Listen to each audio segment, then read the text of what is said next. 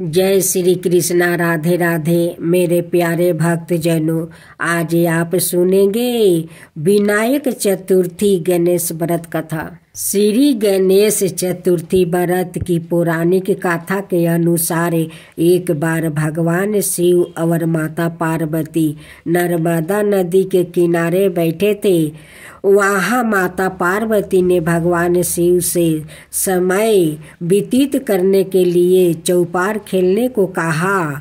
शिव चौपार खेलने के लिए तैयार हो गए, परंतु इस खेल में हार जीत का फैसला कौन करेगा, यह प्रश्न उनके समक्ष उठा तो भगवान शिव ने कुछ तिनके एकत्र करे उसका एक पुतला बना कर उसकी प्राण प्रतिष्ठा कर दिया और पुतले से कहा, बेटा हम चौपार खेलना चाहते हैं, परंतु हमारी हार जीत का फैसला करने वाला कोई नहीं है, इसलिए तुम्हें बताना कि हम दोनों में से कौन हारा और कौन जीता।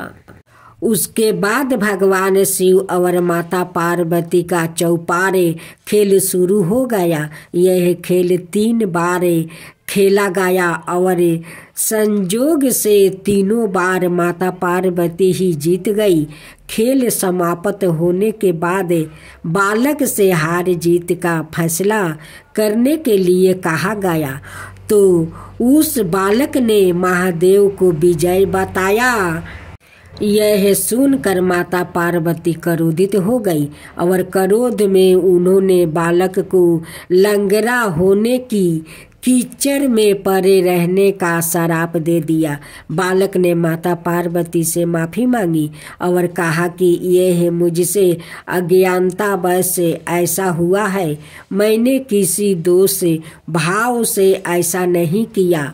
बालक द्वारा क्षमा मांगने पर माता ने कहा, यहाँ गणेश पूजन के लिए नाग कन्या आएगी, उनके कहे अनुसार तुम गणेश व्रत करो, ऐसा करने से तुम्हें मुझे प्राप्ति करोगे।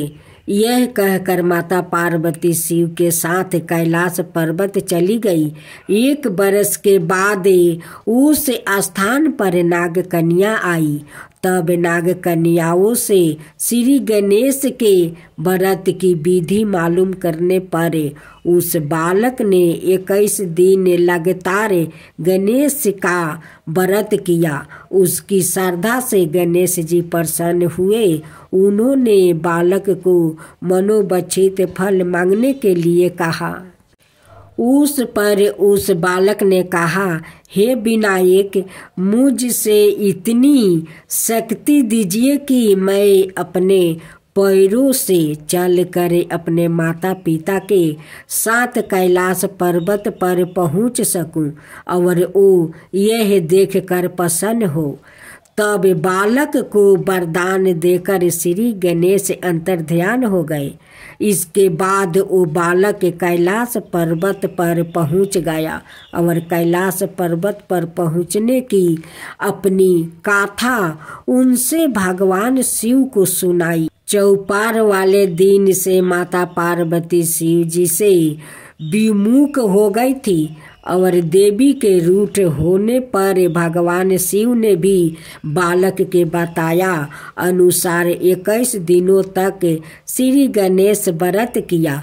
इस व्रत के प्रभाव से माता पार्वती के मन में भगवान शिव के लिए जो नाराजगी थी वो समाप्त हो गई।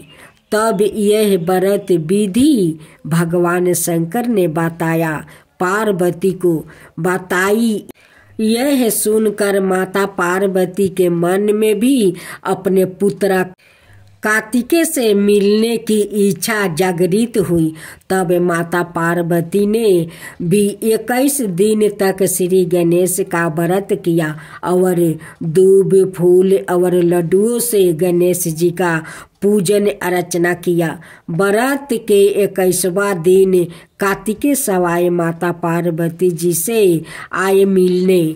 उस दिन से श्री गणेश चतुर्थी का यह व्रत समस्त मनोकामनाओं की पूर्ति करने वाला व्रत माना जाता है।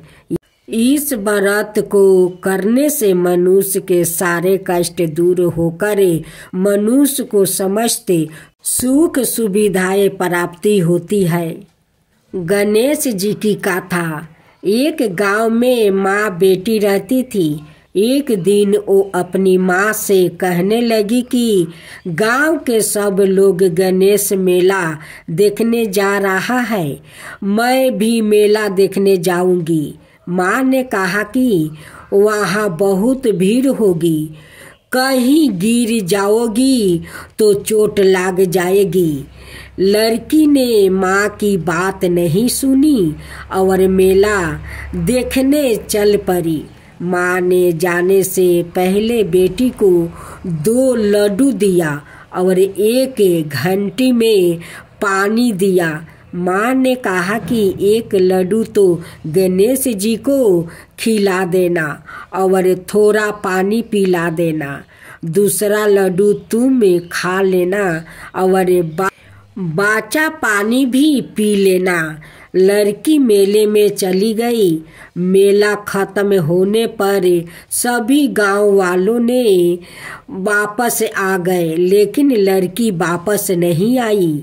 लड़की मेले में गणेश जी के पास बैठ गई और कहने लगी कि 1 लड्डू और पानी गणेश जी तुम्हारे लिए और 1 लड्डू और बाकी बाचा पानी मेरे लिए।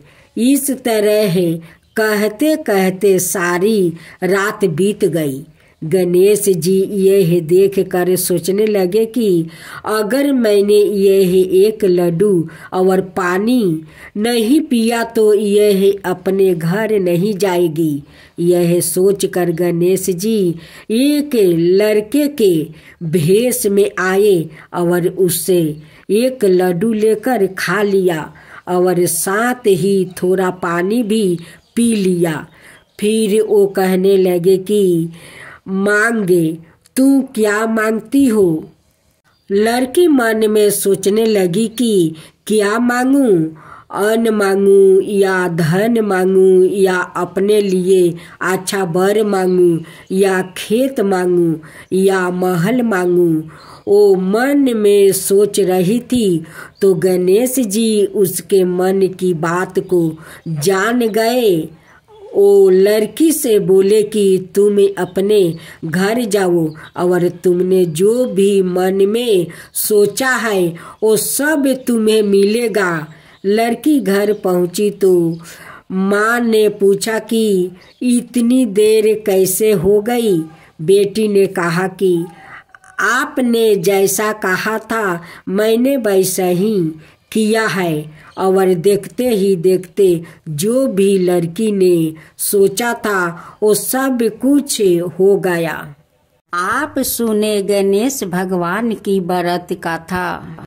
राजा सातानिक ने सुमितु मुनि से पूछा, प्रिय वर गणेश जी को गणों का राजा किसने बनाया और बड़े भैया कार्तिकेय के रहते हुए यह कैसे विघ्नों के अधिकारी हो गए? सुमितु मुनि ने कहा, राजा आपने बहुत अच्छी बात पूछी है, जिस कारण ये विघ्न कारक हुए हैं और जिन विघ्नों को करने से इस पद पर उनकी नियुक्ति हुई है वो मैं कह रहा हूँ, उसे आप एक ग्रह चित होकर सुने।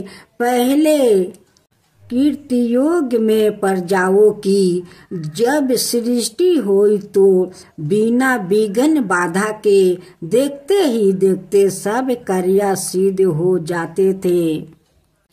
अंत में प्रजा को बहुत अहंकार हो गया। कैलेश राहित अहंकार से परिपूर्ण प्रजा को देखकर ब्रह्मा ने बहुत सोच विचार करके प्रजा समृद्धि के लिए विनायक को विनियोजित किया।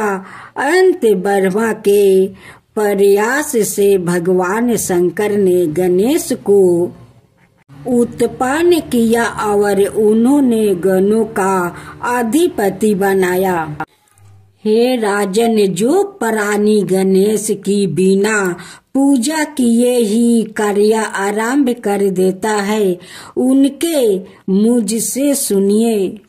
ओ व्याकृत, सपने में अत्यंत गहरे जल में अपने को डूबते स्नान करते हुए यह केस मुराए देखता है। कासाय बस्तर से आच्छादित और हिस्सक व्यागिर्दी पशुओं पर अपने को चढ़ाता हुआ देखता है। अत्यंत गर्भ और ऊंट आदि पर चढ़ाकर परिजनों से घेरा वो अपने को जाता हुआ देखता। हीन जो मानव किकरा पर बैठकर अपने को जल की तरंगों के बीच गाया हुआ देखता है और पैदल चल रहे लोगों से घेर कर यमराज के लोक को जाता है और जाते हुए अपने को सपने में देखता है। वो खुद ही अत्यंत दुखी होता है। जो राजकुमार सपने में अपने चिता और आकृति को विकृति रूप में अवस्थित कर वीर के फूलों की माला से विभूषित देखता है, वो उन भगवान विघ्नेश के द्वारे विघ्न उत्पन्न कर देने के कारण पूर्व वंशानुगत प्राप्त रज्या को प्राप्त नहीं कर पाता, वैसे को व्यापार में लाभ नहीं प्राप्त होता है और कृषक को कृषि कार्य में पूरी सफलता नहीं मिलती।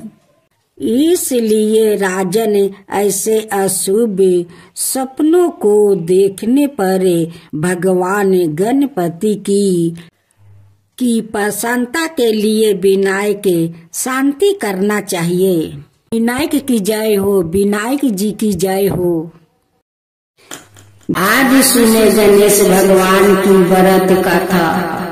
बालक महोत कट गणेश जी के विभिन्न अवतारों में से एक नाम द्वारा उदित और धुंधर जैसे दूरदर्श असुरों के मारे जाने का समाचार जंगल की आग की तरह चारों दिशाओं में फैल गया। ऋषि मुनियों गंधर्वों सहित अनेक देवता विभेष बदल कर महोत्कट के दर्शन करने महर्षि कश्यप के आश्रम में पहुँचे। तब तक महोत्कट 5 बरस के हो चुके थे।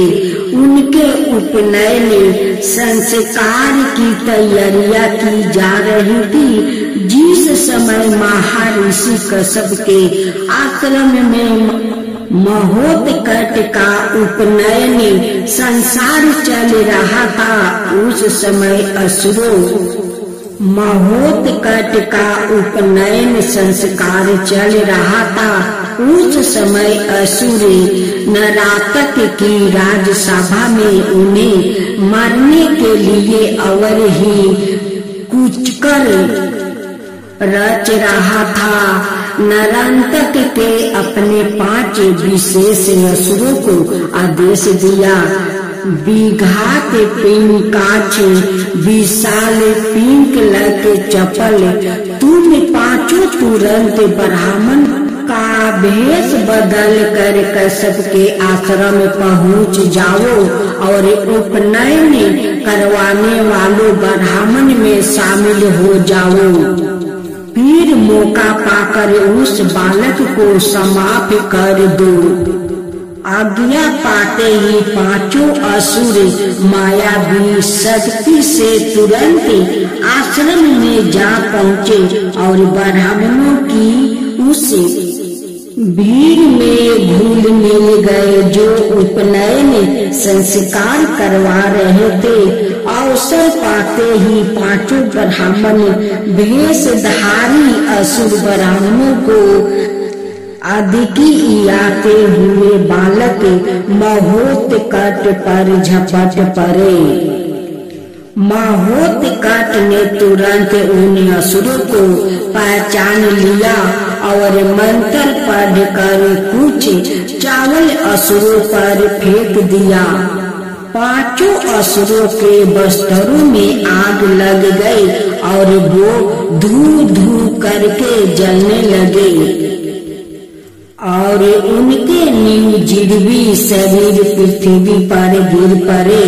असुरों के भयानक सबों को देखकर उपस्थित देवता, ऋषि, मुनि, ब्राह्मण और सभी जन अत्यंत चकित हुए। 5 छलिया राक्षसों को क्षण भर में ही इस बालक ने कैसे मार डाला, यह बात समझ में नहीं आई। क्या भूभार हरण करने के लिए परमात्मा ने ही अवतार ग्रहण किया है? ब्रह्मादि देवगण परम प्रभु विनायक देव की लीला समझ कर उन पर सुगंधित सुमनों की वृष्टि करने लगे। तदंतर महोत्कट का उपनयन संस्कार हुआ। महर्षि कश्यप ने सवाई उन्हें गायत्री मंत्र दिया। परम प्रिया पुत्र महोत्कट की प्राण रक्षा से प्रसन्न होकर महर्षि कश्यप ने पूर्ण शक्ति पूर्वक ब्राह्मणों की पूजा की और उन्हें विविध प्रकार के वस्त्र, श्रवण एवं गौ प्रदान की। इसके बाद एक तरह समुदाय के बीच महर्षि वशिष्ठ अत्यंत स्नेह पूर्वक विनायक का हाथ पकड़ा, उन्होंने ब्राह्मण के पास ले गए। ब्राह्मण ने अपने कमंडलू के जल से उन पर तीर्थों का जल छिड़का और सादा खिला रहने वाला परदुम्न पुष्प उन्हें प्रदान किया।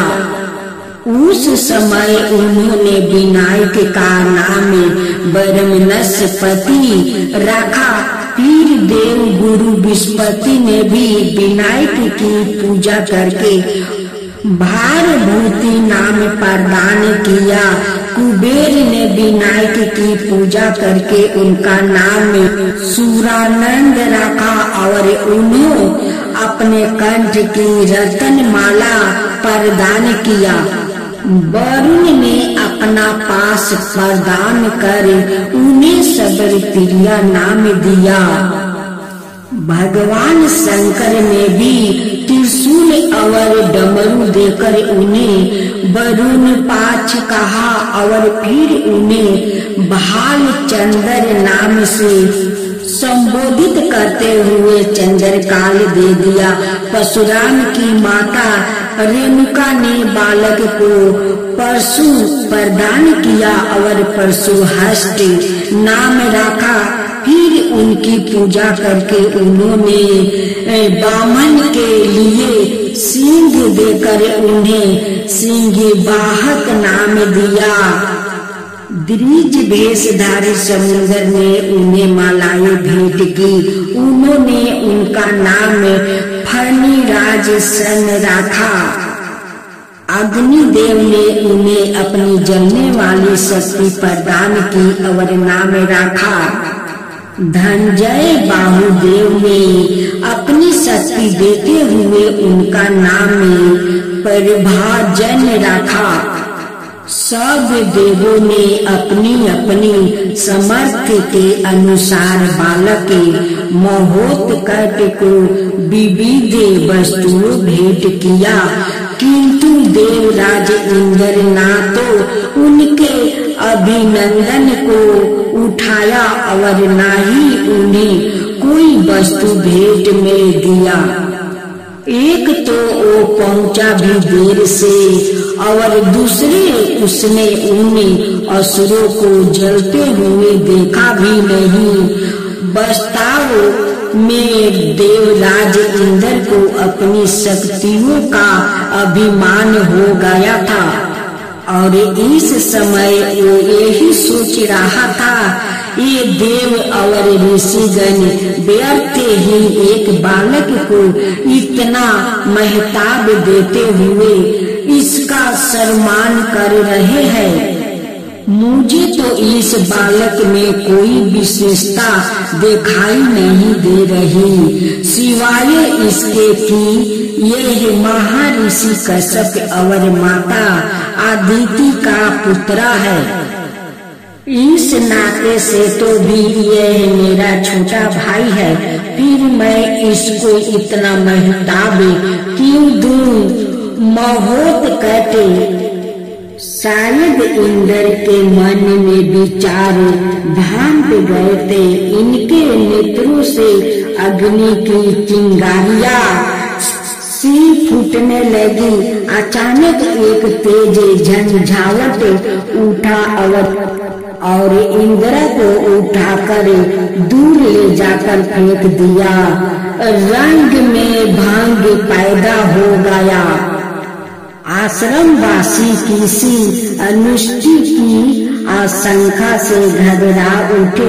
इंद्र ने आंखों खोली तो उन्होंने महोत्कट के रोम रोम में अंत ब्रह्मांड और भगवान का विराट रूप देखा। वो मन ही मन सोचने लगा, हे प्रभु, मैं यह क्या देख रहा हूँ? महोत्कट के रोम रोम में समूचे ब्रह्मांड के दर्शन हो रहे हैं। क्या सचमुच महोत्कट भगवान का ही एक स्वरूप है? अवश्य ऐसा ही है। मुझसे बड़ी भारी भूल हुई है जो मैं महोत्कट को साधारण सा बालक समझ बैठा। चल कर क्षमा मांगू।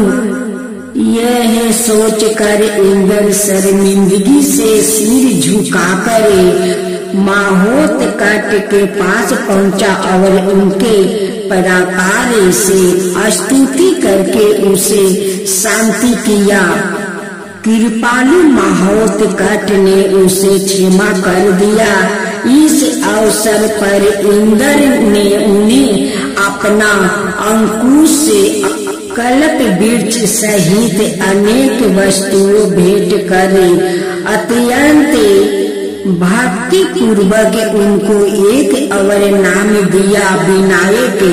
फिर सब लोग प्रसन्नता पूर्वक अपने अपने धाम को पधारे। एक दिन महर्षि कश्यप के आश्रम पर काशी नरेश पधारे। उन्होंने महर्षि कश्यप के चरणों में प्रणाम किया तो महर्षि ने उन्हें गले लगा लिया। भोजनादि के उपरांत विश्राम कर लेने पर महर्षि ने उनसे उनके आगमन का कारण पूछा। कहिए काशी नरेश, सब कुशल तो है ना? किसी कारण आपका आगमन हुआ है? काशी नरेश ने विनय पूर्वक कहा, राज में तो आपकी कृपा से सब कुशल है। महर्षि, मैं तो आपके पास एक व्यक्तिगत प्रयोजन के लिए आया हूँ। महर्षि बोले, जो भी बात है निसंकोच कहिए राजन। मुनि वर मैंने अपने पुत्र के विवाह का निश्चय किया है। आप मेरे कुल पुरोहित है, चल कर विवाह के इस मंगल कार्य को पूर्ण करवाइए। महर्षि कश्यप ने अपनी असमर्था प्रकट की और बोले, राजन, मैं चतुर्मास व्रत के अनुष्ठान में व्यस्त हूँ। अत इस समय आश्रम से बाहर जाना मेरे लिए संभव नहीं है, लेकिन आपका कार्य अवश्य संपन्न होगा। लेकिन कुल पुरोहित के बिना वैवाहिक कार्य कैसे संपन्न होगा? मुनि वर महर्षि बोले, आप मेरे पुत्र महोत्कट को अपने साथ ले जाइए, यह सभी कार्य संपन्न कर देगा। महोत्कट तो अभी बालक मात्र ही है, संस्कार विधि विधान का इसे ज्ञान कहाँ होगा? काशी नरेश बोले, महर्षि ने कहा, महोत्कट की आहु का विचार करते हुए हिचकिचाहट में ना पड़े राजन। यह अभी से सभी शास्त्रों का ज्ञाता है, यह सभी कार्य कुशलता पूर्वक संपन्न कर देगा। पुत्र को काशी नरेश के साथ भेजते हुए माता अदिति हिचकिचाई, लेकिन मुनि के दृढ़ निश्चित के आगे उनकी एक ना चली। महोत्कट काशी नरेश के साथ चल पड़े। काशी नरेश का रथ घने जंगल में उस जगह पहुंचा जहां रुद्रकेतु का बलवान छोटा भाई नराकत का चाचा धूम्रराज सूर्यदेव की कठोर तपस्या कर रहा था। संजोग बस जिस समय काशी नरेश का रथ वहां पहुंचा, ठीक उसी समय सूर्यदेव धूम्रराज की कठोर तपस्या से प्रसन्न होकर उसके सामने प्रकट हो रहे थे। काशी नरेश ने रथ रुकवाया। महोत्कट और काशी नरेश दोनों रथ से उतर कर इसे धूम्रराज सूर्यदेव की कठोर तपस्या कर रहा था। संज्ञा बस जिस समय काशी नरेश का रथ वहां पहुंचा, ठीक उसी समय सूर्यदेव धूम्रराज की कठोर तपस्या से प्रसन्न होकर उसके सामने प्रकट हो रहे थे। काशी नरेश ने रथ रुकवाया। महोत्कट और काशी नरेश दोनों रथ से उतरकर इस अलौकिक दृश्य को देखने लगे। सूर्यदेव धूम्रराज से कह रहे थे, मैं तुम्हारी तपस्या से प्रसन्न हूँ, बस वर मानो।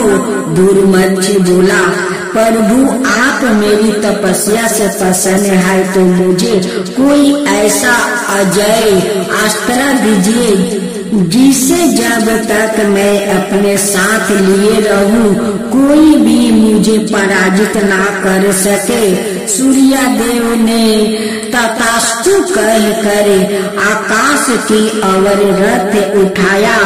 देखते ही देखते सूर्य के समान चमकीला एक परशु आकाश से नीचे की ओर लटका, लेकिन इससे पहले कि वो परशु धूम्रराज तक पहुंचता, महोत्कट बाज की तरह आगे को लपके और उन्होंने परशु को हवा में ही थाम कर सीधे धूम्रराज की ओर उछाल दिया।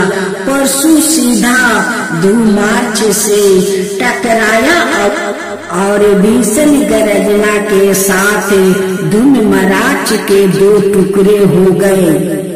धूमराज के दो पुत्र जंघन और मनु अपने पिताजी की तपस्वी से कुछ ही फैसले पर अपनी सेना के साथ परिवार डालते हुए थे। उन्होंने जब यह भयंकर गर्जना सुनी तो चौंक कर एक दूसरे की ओर देखने लगे। मनु बोला, भैया यह कैसी गर्जना है? अवश्य ही कोई अनिष्ट हुआ है। यह तो उस दिशा से है जहाँ हमारे पिताजी तपस्या कर रहे हैं। चलो चल कर देखते हैं, कहीं पिताजी की तपस्या में कोई विवादन तो पैदा नहीं हो गया। दोनों भाई अपने पिता की तपस्या पर पहुँचे और वहाँ का दृश्य देख कर यस्त बंध रह गया।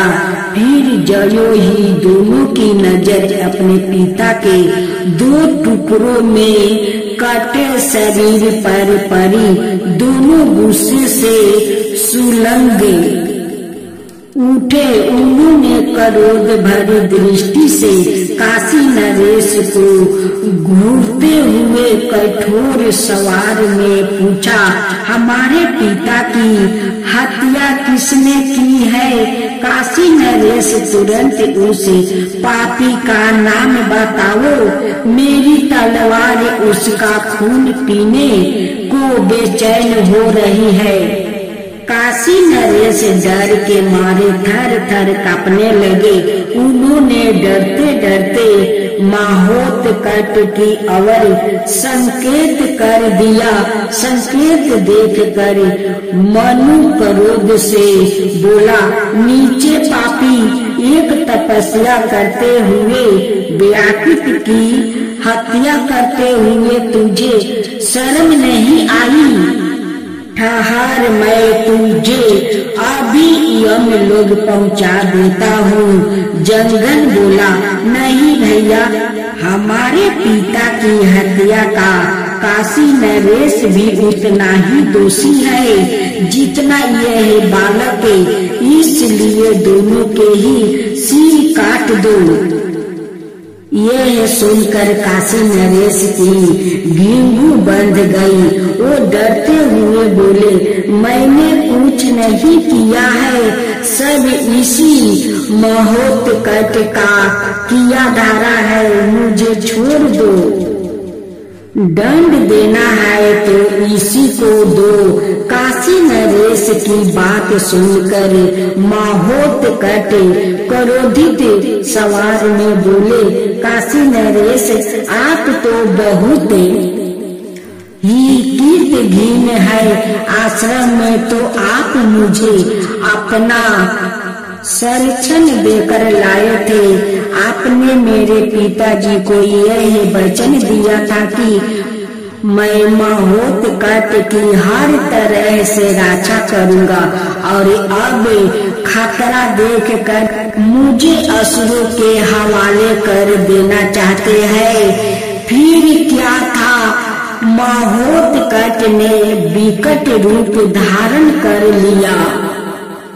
देखते ही देखते अनेक मात्रा वृद्ध शस्त्र उनके हाथों में आ गए और वो असुरों की सेना को गाजर मूली की तरह काटने लगे। कुछ ही देर में ही सारी असुर सेना समाप्त हो गई। महोत्कट ने दो बकरा चालित तीर जंगन और मनु की और छोड़े, जो सीधे जाकर दोनों की छाती में धंस गए। दोनों असुर वही जल कर राख हो गया। मैदान साफ होते ही महोत्कट गुस्से से काशी नरेश की ओर घूमे और बोले, काशी नरेश, अब मैं आपके साथ काशी नहीं जाऊंगा। आप नितांत कायर है। काशी नरेश ने दीन सवार ने कहा, मुझसे गलती हो गई, देव मुझे क्षमा कर दो। काशी नरेश देर तक महोत्कट की स्तुति करते रहे। अंत में महोत्कट कुछ नरम हुए, फिर बोले, याद रखिए राजन, यह है शरणागत के साथ विश्वासघात करना सबसे नीचे कर्म होता है। भविष्य में यदि आपने यह गलती दोहराई तो मैं हरगिज भी आपको क्षमा नहीं करूँगा। मैं आपने कृत्य पर बहुत ही शर्मिंदा हूँ। देव, मैं डर गया था, मैं यह भूल ही गाया था कि सवार ईश्वर के अवतार मेरे साथ है, मुझे क्षमा कर दीजिए। फिर दोनों सकुशल काशी जा पहुँचे। नागरिकों ने उनके सम्मान में फूलों की वर्षा की। इधर तो काशी में उनका सम्मान हो रहा था और दूसरी ओर नराकत अपने दरबार में बैठा उन सैनिकों पर लाल पीला हो रहा था जो यह समाचार लेकर उस तक पहुँचे थे कि महोत्कट ने धूम्राक्ष, जंघन और मनु का वध कर दिया है।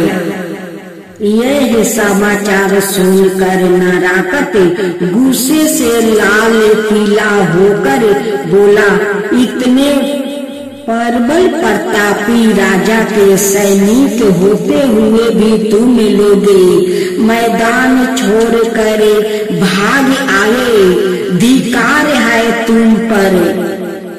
एक सैनिक बोला, हम क्या करते महाराज, यह सिर्फ नाम का बालक है, लेकिन है पूरा सूर्य उसके पास ना जाने कैसे कैसे अमोघ अस्त्र है कि पलक झपकते ही उसने हमारी सेना का विध्वंस कर दिया। यह सुनकर नराकत बोला, तुम लोग झूठ बोलते हो। एक बालक जिसकी उम्र मात्र 7 या 8 वर्ष का है, उसके पास ऐसा अस्त्रों का होना असंभव है। तुम लोग अपनी जान बचाने के लिए झूठ कहानियां गढ़ रहे हो। सैनिक बोला, हम बिल्कुल सही कह रहे हैं महाराज, उसे युद्ध में जितना असंभव है उसे तो धोखे से ही पराजित किया जा सकता है। जय गणेश जय गणेश जय गणेश देवा, माता जानकी पार्वती पिता महादेवा। जय गणेश जय गणेश जय गणेश देवा। एक दांत दयावंत चार भुजी धारी, मस्तक सिंदूर सोहे मूस की सवारी। जय गणेश जय गणेश जय गणेश देवा, माता जानकी पार्वती पिता महादेवा। अंधन को आँख देते, कोढ़ियन को काया, बाजिन को पुत्र देते, निर्धन को माया। जय गणेश जय गणेश जय गणेश देवा, माता जानकी पार्वती पिता महादेवा। हार चढ़े फूल चढ़े और चढ़े मेवा, लड्डुअन का भोग लगे संत करे सेवा। जय गणेश गणेश जय गणेश जय गणेश देवा।